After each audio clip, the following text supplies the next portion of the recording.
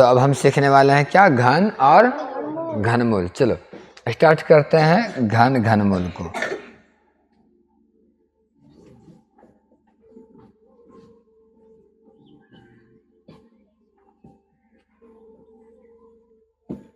तो घन जैसे कि वर्ग था, वर्ग में क्या करते थे, नहीं, वर्ग में जिस संख्या का वर्ग निकालना होता था उस संख्या को उसी संख्या से दोबारा गुना करते थे। वर्ग में वर्गमूल निकालने के लिए 3 तरीके हमने बताए, तो घनमूल निकालने के फिर तरीके होंगे उधर। तो पहले हम घन को समझ लेते हैं क्या होता है। जैसे देखो, एक है ये और इस पर पावर 3 लगा दिए तो ये कहलाया घन, यानी कि किसी भी संख्या पर पावर में 3 लगा होगा, पावर में 3 तो वो घन कहलाएगा।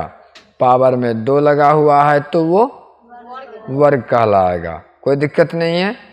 और यदि 1 मिनट पावर 2 रहेगा तो वर्ग होगा, पावर 3 रहेगा तो घन होगा।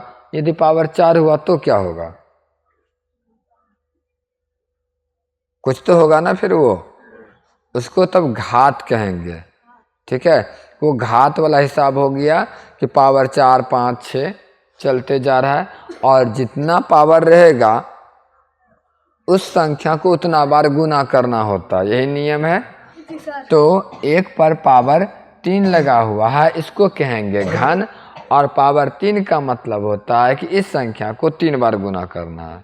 ठीक है ना, तो चलो 3 बार गुना कर लो। तो 1 गुना 1 गुना 1 कितना उत्तर होगा, 1 ही होगा।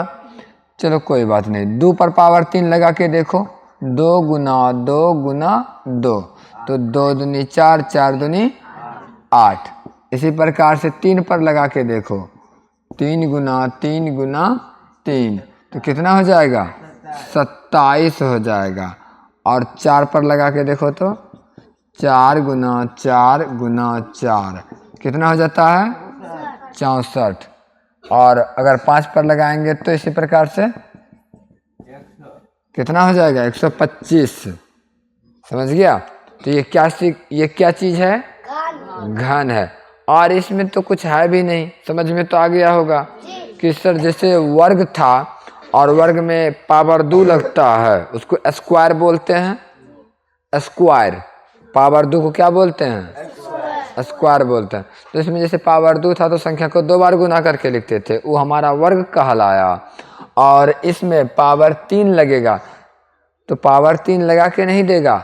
ऐसा अगर बोल दे तुमको कि 10 का घन ज्ञात करें, 10 का घन ज्ञात करें, तो कैसे ज्ञात करोगे, तो अपने मन से 10 पर पावर 3 लगा दो और 10 को 3 बार गुना कर दो तो घन प्राप्त हो जाएगा, है ना, आसान, कोई दिक्कत नहीं।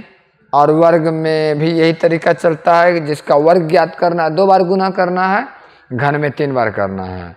तो तुम लोगों को HW में ये करके लाना है यहाँ पर कि 1 से लेकर के मात्र 50 तक का, 50 ज़्यादा हो जाएगा,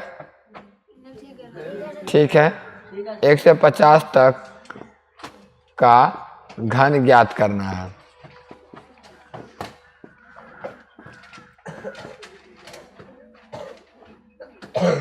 ठीक है, 1 से 50 तक का घन ज्ञात कर लेना तुम लोग। और उसके बाद हम घनमूल बताएंगे। तो घनमूल बनाने से पहले ये जानना जरूरी है कि घनमूल बनाते कैसे हैं। तो अभाज्य गुणनखंड विधि द्वारा, भाग विधि द्वारा, और जैसे कि वर्गमूल में ये सीखा था कि घटते क्रम में, उसी प्रकार से घनमूल में भी होता है। ठीक है, लेकिन घनमूल में सवाल अधिकतर ऐसे पूछा जाएगा कि इनमें से कौन पूर्ण वर्ग है, पूर्ण घन है या नहीं है। तो उसका घनमूल जब तक निकालोगे नहीं पता नहीं चलेगा, तो घनमूल निकालना पड़ेगा। एग्जाम्पल के लिए पूछ सकता है कि 400 का घनमूल ज्ञात करो, तो 400 का घनमूल कैसे ज्ञात करोगे, तो 400 का तुम अभाज्य गुणनखंड करोगे। ठीक है, 400 का अभाज्य गुणनखंड करो, 200 बार में कट जाता है ये, फिर 2 से कटा 100 बार में कटेगा, और फिर 2 से कटा 50 बार में, और फिर 2 से 25 बार में, फिर 5 से 25 5 बार में हो गया। अब इस सब में देखो, इसको वर्गमूल जब बना रहा था तो रूट के अंदर डाल करके सबको लिखता था। कितना 2 है यहाँ पर? 4।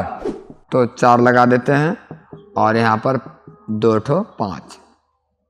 अब यहाँ पर हम लोग वर्ग मूल जब बना रहे थे तो जोड़ा लगा करके बाहर कर लेते थे 1 2 3, ठीक है।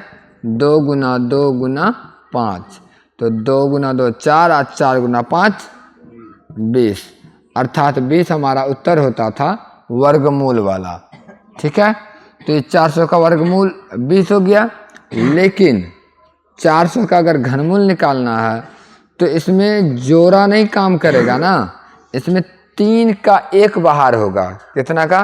3 का 1, यानी कि 1 ये हुआ, 2 और ये रहा 3, इसका बाहर कर दो 1, 2 हो गया।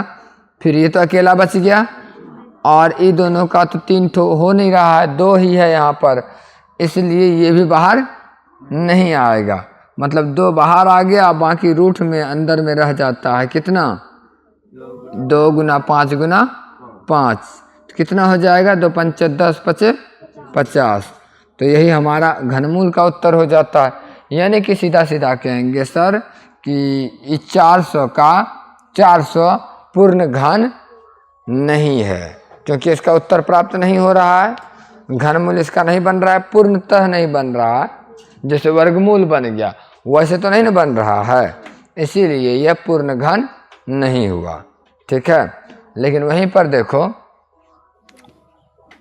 अगर हम 64 का निकालना चाहेंगे तो निकलेगा। 2 से कटाओ, कितना बार में खाएगा? 32, फिर 2 से 16 और फिर 2 से 8, फिर 2 से 4, फिर 2 से 2। तो रूट के अंदर क्या डालेंगे तुमको समझाने के लिए यहीं पर देख लो कि यदि 1 2 और ये 3 गो हुआ, 3 ठो का 1 ठो बाहर करना है, कर लो बाहर, गुना 1 2 3, फिर 3 ठो हुआ तो इसका 1 बाहर होगा ना। अब गुना करो, 2 दूनी 4, और यही रहा अपना उत्तर 64 का घनमूल। सिंपल। अब 64 का घनमूल 4 हुआ तो क्या ये सही है? जांच करने के लिए 4 का फिर से घन ज्ञात कर दो, 4 का घन ज्ञात करो तो क्या निकलेगा? 4 पर पावर 3, तो मतलब 4 गुना 4 गुना 4, तो देखो फिर से तो वही आ जाएगा। तो 4 चौक 16 और 16 चौके 64 प्राप्त हो गया। तो अर्थात ये घनमूल ऐसा होता है। तो समझ में आया? अभाज्य गुणनखंड विधि द्वारा कुछ है नहीं उसमें, तुमको क्या करना है कि अभाज्य गुणनखंड कर लेना है, 3 का 1 बनाना है और उसके बाद जो बाहर आया गुना कर दो उसको, जो उत्तर आ गया वही तुम्हारा घनमूल होगा। समझ में आ गया? चलो अच्छी बात है।